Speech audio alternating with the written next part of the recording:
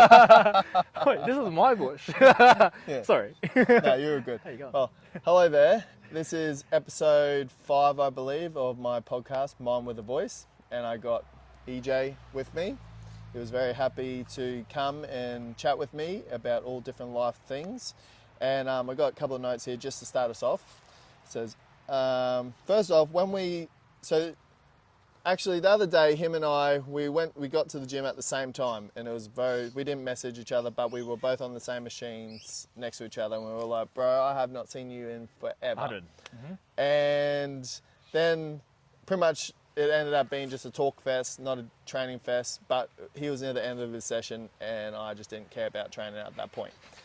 And then we were both just chatting, and it seemed like that we both had our different life learning lessons in our ways, and we just sort of collaborated them together, and we were just like, we need to sit down and chat. So, and as well in our good times and in our dark times. Yeah. But if you feel comfortable, I'd love you to just share as much as you want. Yeah, for sure. I think it was funny when we bumped into the gym with each other. I think because we bumped into, like, we see each other at the gym quite often.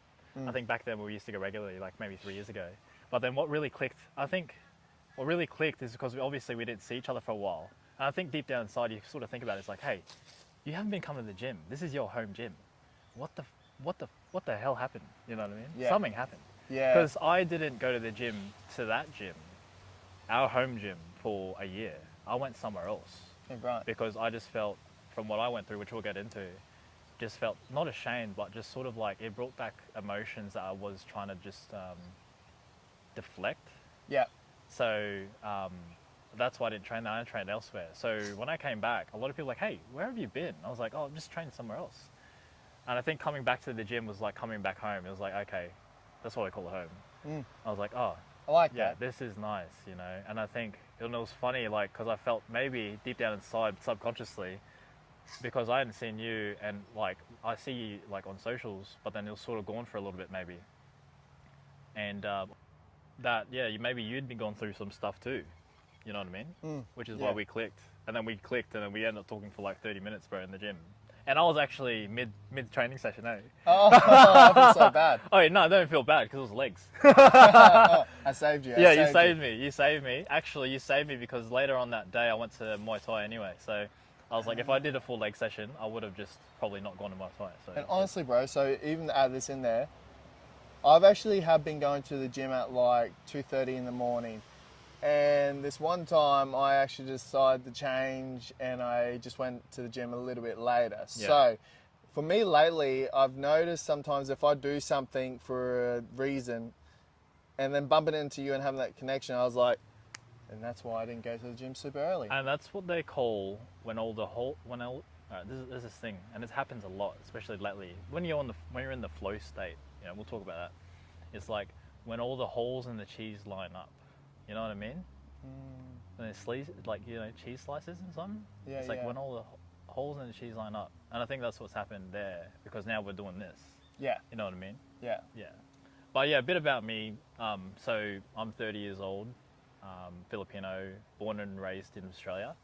I live in Queensland, Brisbane, north side. I work as a registered nurse at a public hospital, Queensland Health, in the cardiac ward. Been doing that for 7 years. Really enjoying it, still enjoying it. But like with any job, you sort of has ups and downs and stuff. As it would, yeah, for sure. Yeah, and I guess where I could go with this is that, like, yeah, it sort of impacted myself as like personally, and then which then led on to impacting like my relationships with other people. And I think growing up in your 20s as a man, it's sort of like you're still learning like what sort of path you're trying to go down. Hey, like, Yeah.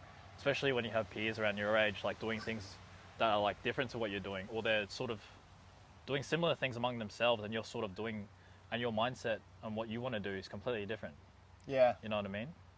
We can So- easily get caught up in that, though, because even one of my physiotherapists who I've seen, he's worked in gyms, physiotherapy most of his life, Yeah. and I've just worked in construction for most of my life. And Yeah. sometimes when you've worked in construction for so long, you can see all these other people doing like cool jobs in like aircon office, whatever. Yeah. And you can feel like you're the one that's missing out. But honestly, when I was chatting to my physio mate, he actually has done the complete opposite. He's actually gone into a first year, second year apprenticeship in carpentry. There you go. And he's like, bro, I want to try and be more useful with my hands. But it's so funny how your perspective can just be totally different. Correct. And I think that's amazing. Hard at the beginning was like sort of accepting the fact that I'm going to be a male in a female dominated industry. And then what would my peers think if I'm a dude being a nurse? So that was a hard pill to swallow. And maybe you don't think about that until you're in it. Yeah. But when you're in it, it's like, oh, this is actually happening. With that said, that was a challenge to overcome. And I think overcoming that really made me who I am. So like now, fast forward 7 years, after I finished my degree at University of Sunshine Coast, I was like, yeah, like this is who I am. Like I guess it comes back to how you're brought up. Like I've always been brought up like caring for others, you know, putting others before yourself, you know, type thing, respecting your elders. So yeah, I guess the role of being a nurse sort of fit like realistically like who I am. So it worked out in the end. But I think growing up, unlike you said, it's like you see what other people are doing. I wanted to be a carpenter too, bro. Because I was like, oh, that's a manly job, man. I could build houses and stuff. Like I work on my bikes, I work on my cars, like I do all the mechanical work mostly. It's like I can do that. But can I? Yeah, You know what I mean? Yeah, like it sounds cool. And maybe that's what Nathan went through. He's like, oh, you know, I do like these things on the hobbies. That's probably what I really enjoy. I'm gonna give it a go. And I think that's really the spice of life, is when you're really willing to accept how you feel and then just giving it a shot, no matter what the consequence is. I don't know about like in construction. I don't know what it's like more like nowadays. I would say more, and I don't know what it's like in the industry of nursing and stuff like that. Yeah. But you got to sometimes have the capability of having tough skin. Yes. I think I'm interested because you've worked in that field of nursing and hospitals and stuff like that, and touching in on, and I don't know what these dark times have been for you, but what is that like going through those times, but still also working in a profession as a nurse? Yeah, dude, I reckon that'd be pretty hard. That's a great question. Yeah, because it goes back to that saying. It's like take care of yourself before you take care of others. So I was going to work, like, this is when I say like it has its ups and downs. It's like when people ask me how's nursing, like, oh, it has its ups and downs. Obviously, that's mostly with everything. I think the problem was that I was going through some stuff personally, which then was impacting my ability to work. So not impacting my ability to work, but impacting my enjoyment and fulfillment at work. Because I'd still work to scope, and that's part of a profession. Yeah.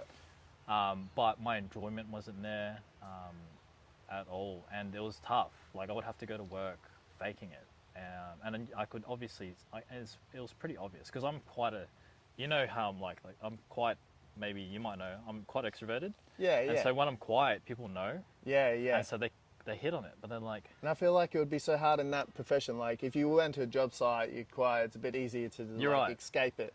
You're right. Because you're dealing with people 24/7. Correct. Yeah. So yeah, definitely difficult in that sense. Yeah, because then you're dealing with your own personal stuff, but then you also have to help the person in front of you. Yeah. You know, with everything that they do, not just medical, but like social issues. You know, where they're going to go home. Yeah, it definitely was difficult, man. Now that I think about it, yeah, it was tough. Hey, really tough. But I think challenges is what really makes you as a person. So I went to work for like 3 years wanting to like, quit my job. Yeah. You know how tough that is? Yeah. And I guess like with construction, if we can compare the two, like what you mentioned, like I guess you could just zone in on what you needed to do because it was so tight, and you're not dealing with people, like with your job necessarily. Yeah. Like I'm not a construction worker. I've never done anything of that caliber, but like, you know, if something needs to be built, like you may put the frames up and you focus on putting the frames up, but the frames aren't talking back to you. Correct. And telling them your problems, right? Correct. So, yeah, it's definitely a big contrast between the two for sure. And I think unless you're in it, you don't know. You won't know. Like you couldn't appreciate either side. Like I couldn't appreciate what it would be like to do construction work because it would have its own challenges. You know? Definitely. And then coming across as well. So yeah, each side has its challenges, but I guess it's what you make, what comes out of overcoming those challenges, bro, is really what matters, right? If you feel comfortable to share, and go as deep as you like. Yeah, run it up. What are some of the dark Oh yeah, roads yeah. that We you could went talk. through? Yeah, we could talk about that. So, um, I was really dark. All right, as of recently. All right, we'll talk about why I went dark mode, D&D, Do Not Disturb, for the past year. So I come out of a 10-year relationship and was due to get engaged after 4 years. Oh, sorry, we were engaged for 4 years and we were in a relationship for 10 years. Beautiful, it was beautiful. But I'm not gonna say it didn't have its challenges. That's for sure. Unfortunately, things didn't work out as we thought, as we sort of wanted it to, and which led to us splitting. Um, like no one's perfect. Like I'm definitely not perfect. Like I'm sure she could admit that maybe some things that she did weren't exactly perfect either. It goes both ways. Absolutely. Yeah. And I think because we came together at such a young age, we didn't really know ourselves as a person. I definitely didn't realize who I was until now. Right. You know what I 30 mean? is a 30 is the number. yeah. You know what I mean? Like you spend 20s. Like what did you do? You went partying? Right. Like yeah, in my early 20s. That's why like my sister, she's 10 years older than me. She drinks more than me. I'll be in bed by 8 p.m. easily. She can sometimes want to stay up until like 11 drinking. I'm like, Yeah, that stuff does not appeal to me at all. yeah. It's different. The mindset's different, isn't it? Yeah. Wait, how old did you say she was? 10 years older than me. 10 years older than you, and Yeah. she's doing that. Yeah. Yeah. So but that she came from a marriage that was very toxic, didn't let her go out and have any social life. So now she's in that freedom stage. She's still controlled because she has 2 kids and she's a mother at the start point.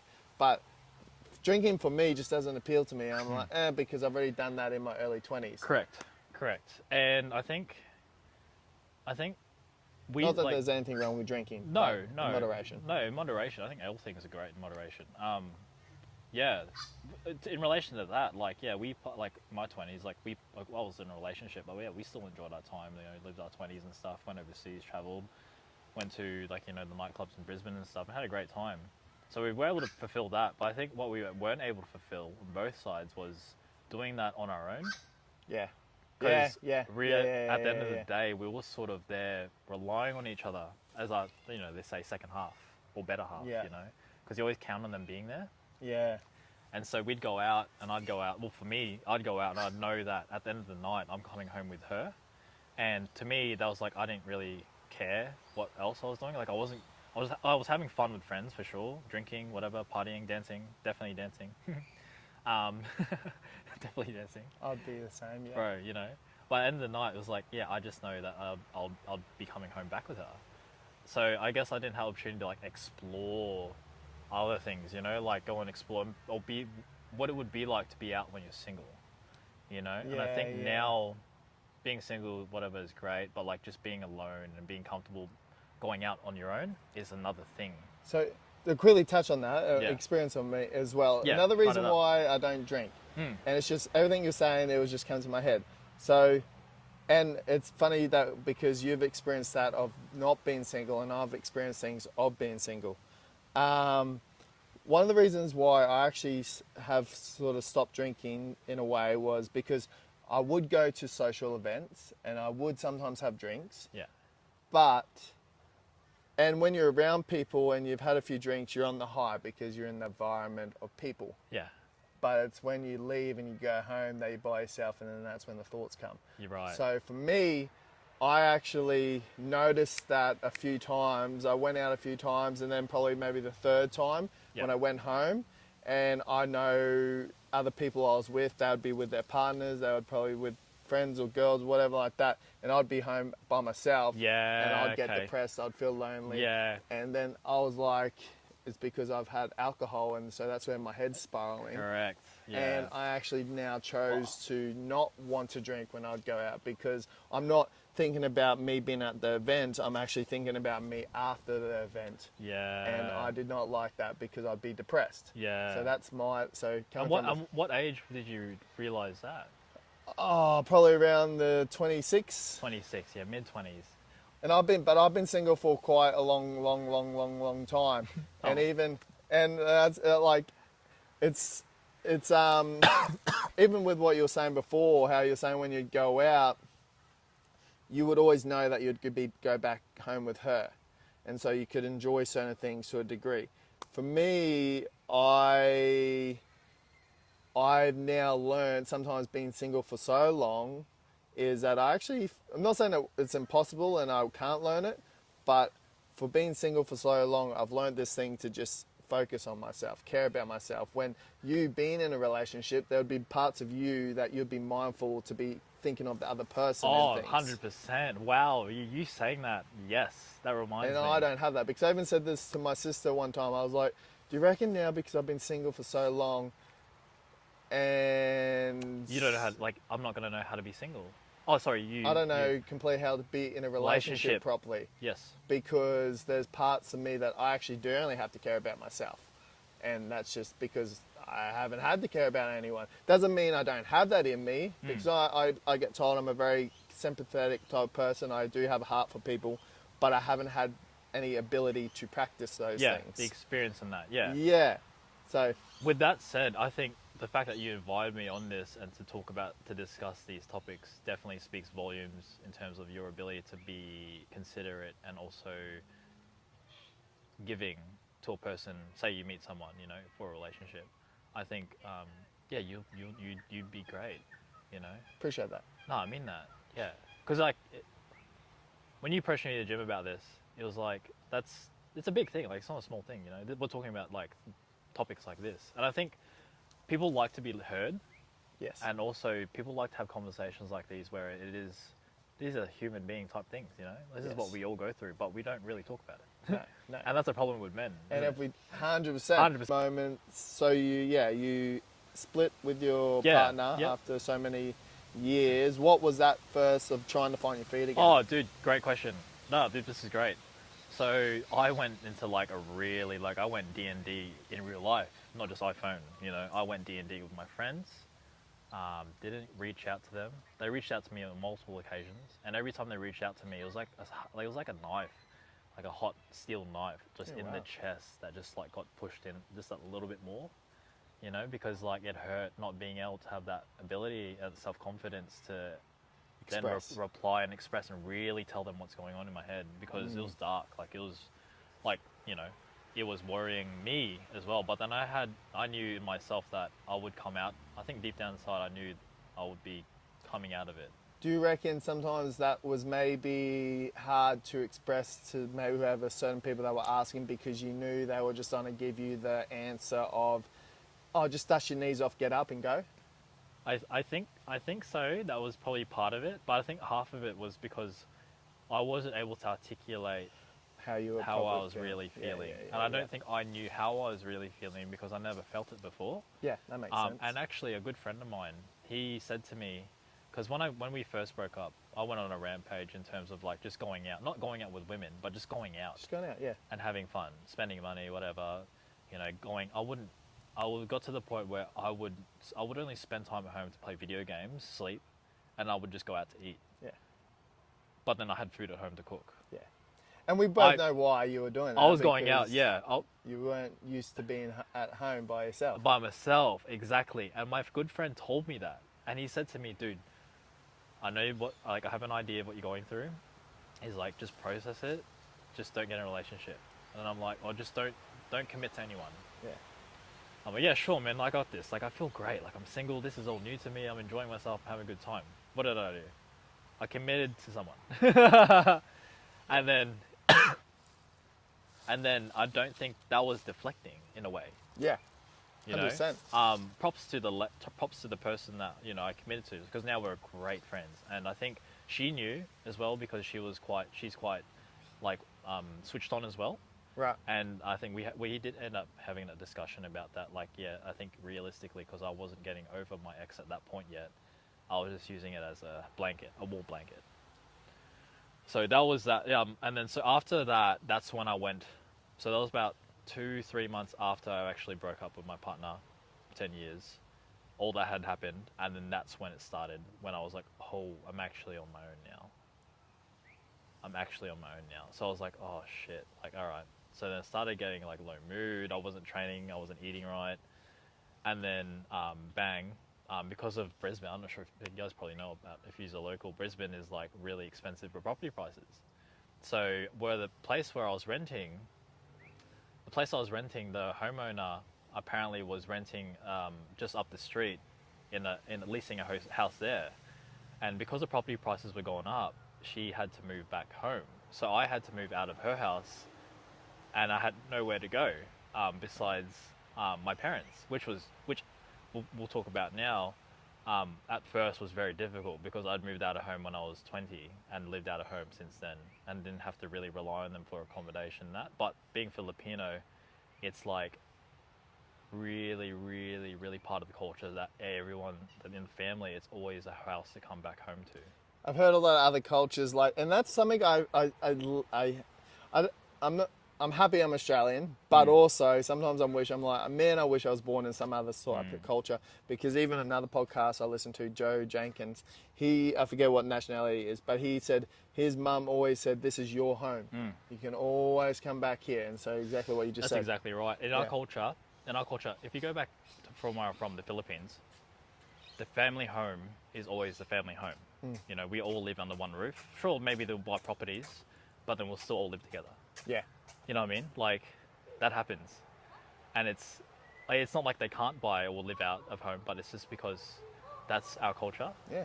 And I think Smart. being Filipino but born in Australia and being raised with a Filipino culture, it was a tough pill to swallow to even move out, because I was like, why would I move out when I'm studying uni? It's gonna make it difficult, in a sense, financially and mentally and physically. It's not easy moving out of your home when you know your home has a bed in it, right? And you're chilling. Yeah, and your parents are there cooking you food. So that was a hard pill to swallow, but it was even harder pill to swallow to be like, oh, now I'm moving back with my parents and when I'm 30.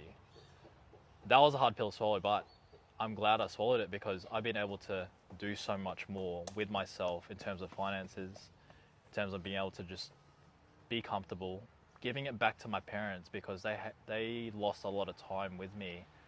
Have moved out, and growing up, mum and dad worked full time, so we didn't really get to spend too much quality time together because they're all constantly working. Yeah. Because they come from the Philippines with nothing. Yeah. So yeah. So they hustle. They still work today, bro. And my dad's 65. I think my mum's 67, bro. Yeah. Wow. And they're still working full time. Like, they work more than me. And I'm like, I repay them in ways that, like, I say to them, once you retire, I'm working on things now so that way in Make it 3 years' easier. time, you can be rest assured that the family is taken care of. Yeah. I like that. Whether or not we get into that now, because that's a whole another topic. Yeah. Next time.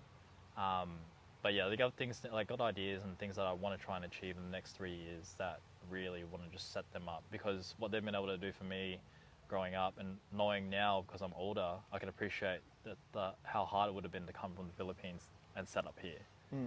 And that's no easy feat.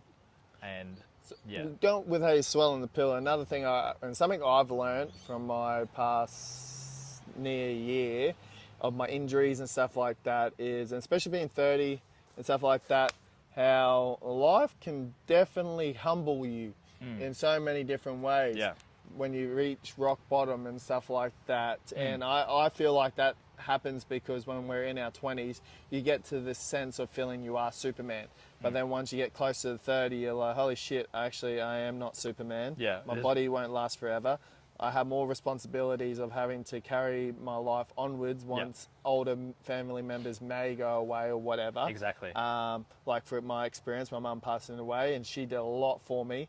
And life just humbles you. So in a way, is there certain things that you can notice that what life did humble you in ways? Yeah. Obviously one of moving back with your Yeah, family. I think moving back with family, what humbled me there was just like, I could work and pay someone else's, I can work and pay for a lease.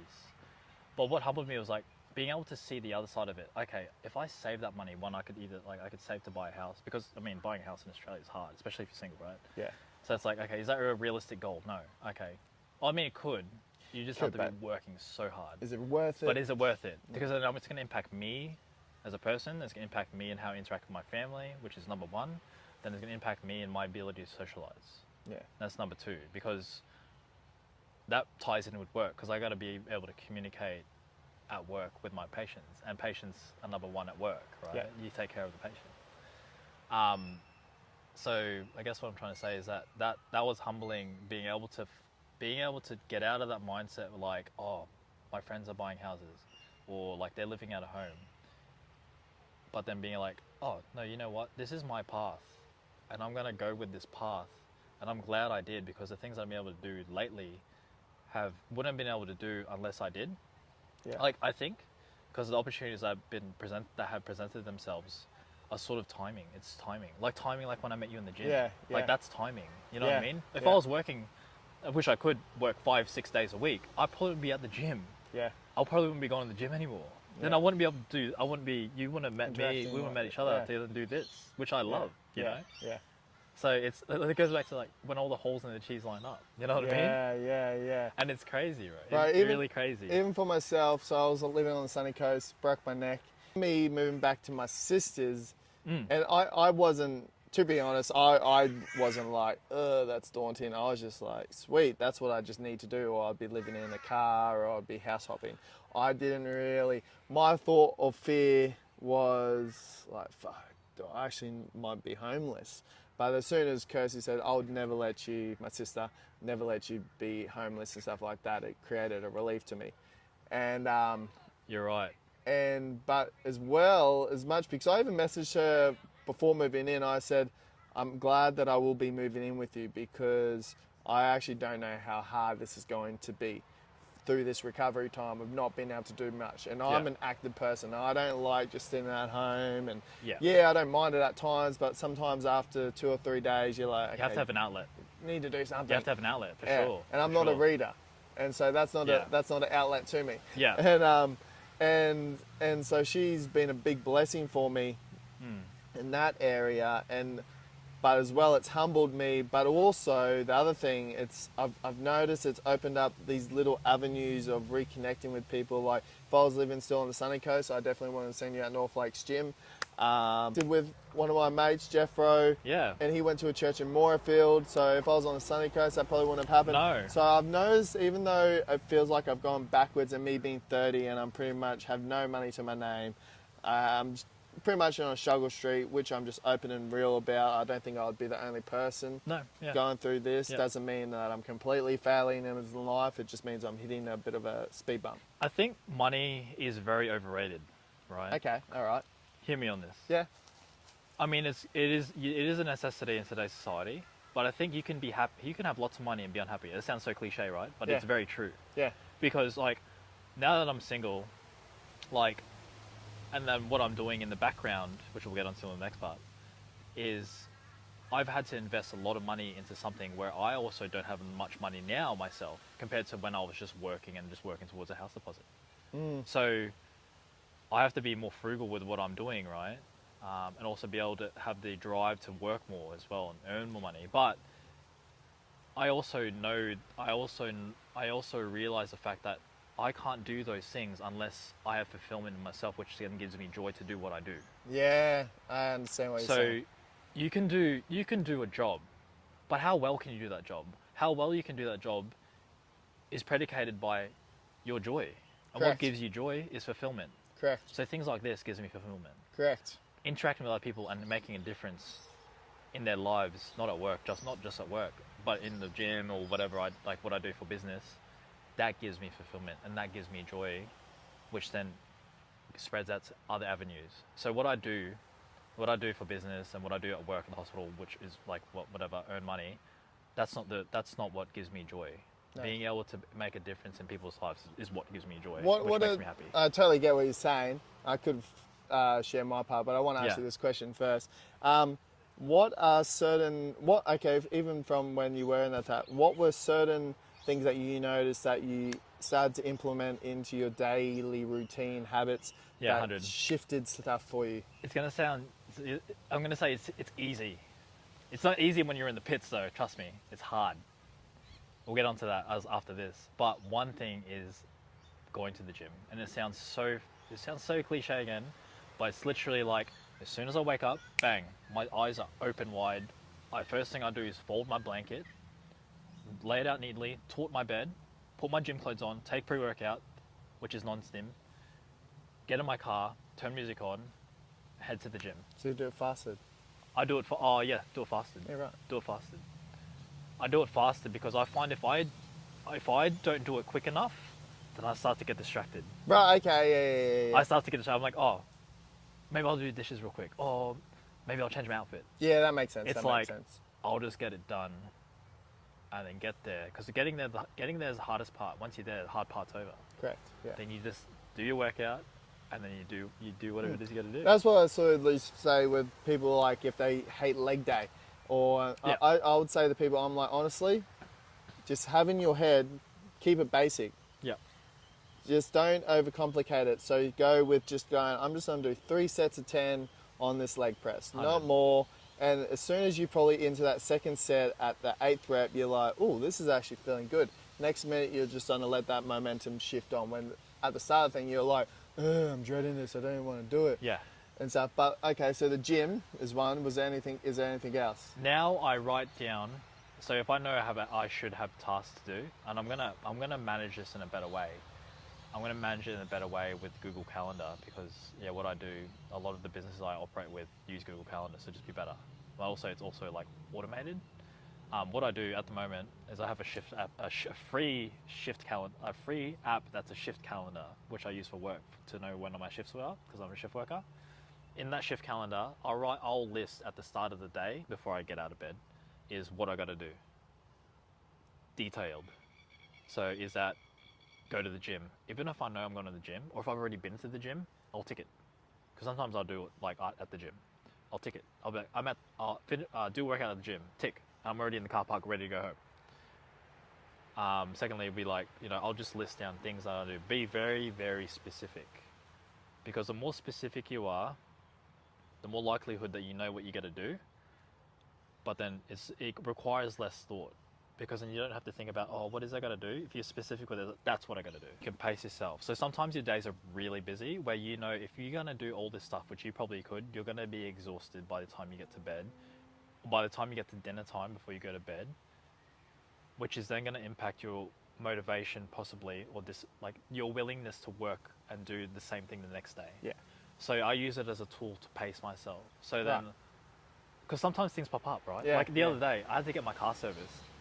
Oh, sorry. Yesterday, I had a client at my business for the afternoon.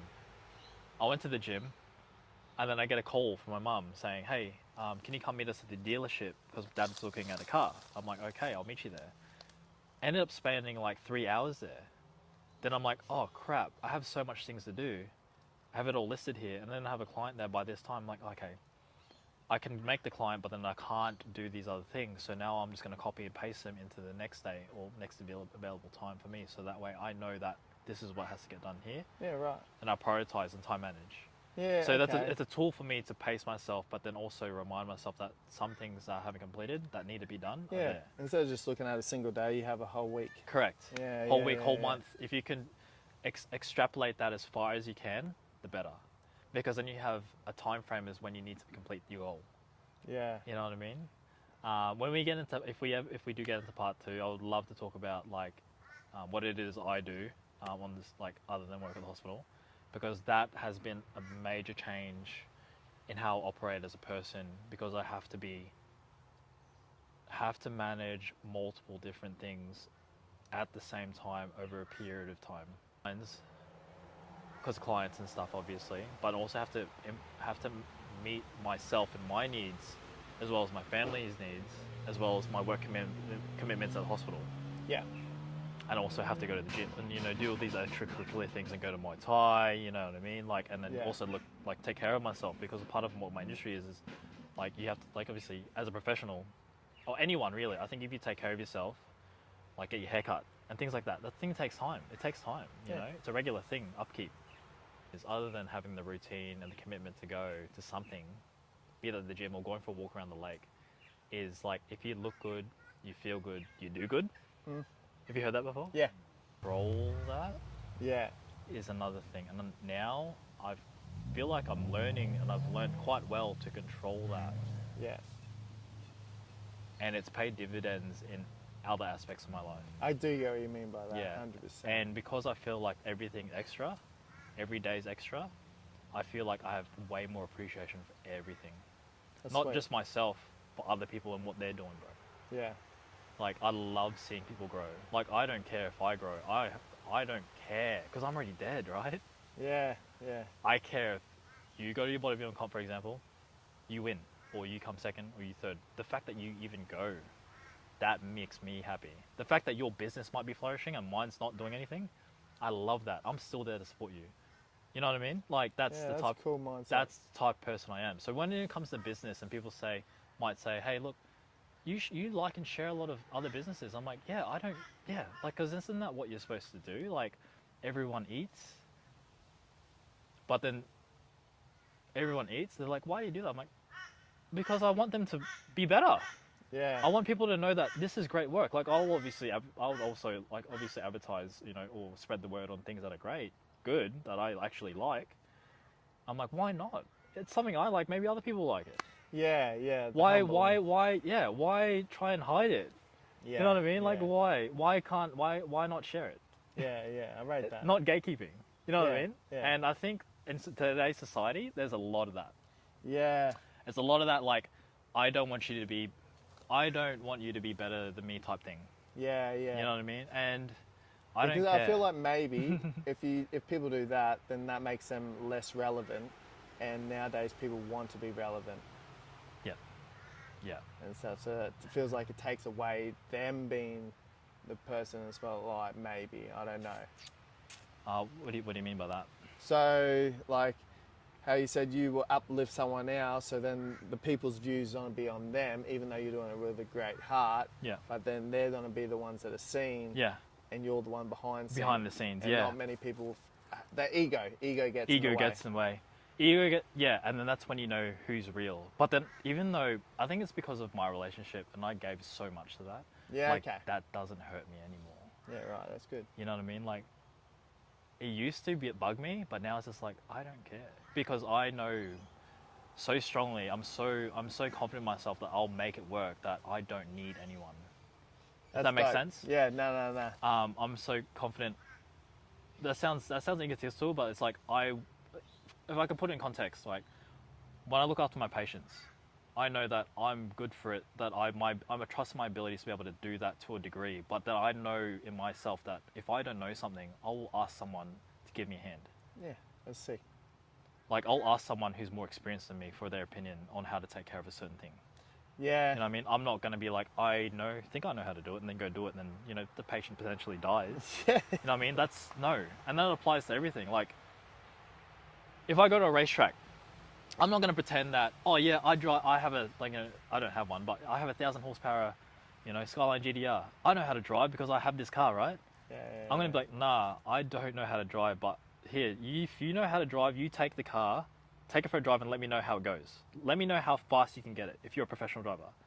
And if you run it up and like make a freaking world record time, your name's on that time, not mine, because you drove it. Yeah. You know, I'm willing to like give someone the ship, and if they can steer it, take it to another planet, run it up. Yeah. That's Because I love seeing that, and that's me. And a lot of people don't understand why I think like that. It's because that's just how I am, and I think it's due to a lot of the trials, like you mentioned, trials and tribulations that you go through. Makes you who you are, And like I was trying to tell you between me and you, like I was trying to tell you about before. Yeah. What you're going to learn from that is what you decide to learn from that. Yeah. Yeah. And it's what you're willing to take from that. But just rest assured, when I said what I said, it's with good intentions. Yeah. Gotcha. Yeah. Well, I appreciate this. Well, I think this was a great first conversation. Plenty more to I come. hope it wasn't too much. No. I think it was good. I was saying if I was like a Joe Rogan or something, I think we could go on for hours. Bro, we can go have dinner and keep talking. 100%. Yeah. But I think it was very enlightening, and I Yeah. feel like a lot of people will get a lot from that, even if they've come from relationships and broken ones and long ones. There's one thing I want to mention though. Yes, okay. One thing I want to mention. In the midst of me processing the breakup and stuff, and what really got me up to like really shift my mindset, which was still very hard at the start, was two things. 75 Hard. Have you heard of it? Yep. where you work out twice a day. One Twice has a to be day. outdoors, 45 Yeah. minutes each. 10 read. 10 pages of yep. Yeah, and diet and drink about And drink 4 gallons. a gallon of water, which is 4 liters, bro. Yeah. I did that for 75 days. That's the second time I've done it. The reason why I did it this time is because I thought, okay, last time I did it, I felt fucking amazing after. Yeah. And I lost a lot of weight. Like, mind you, the second time I did it, I lost heaps of weight. I lost 15 kilos. Yeah. I didn't have structure.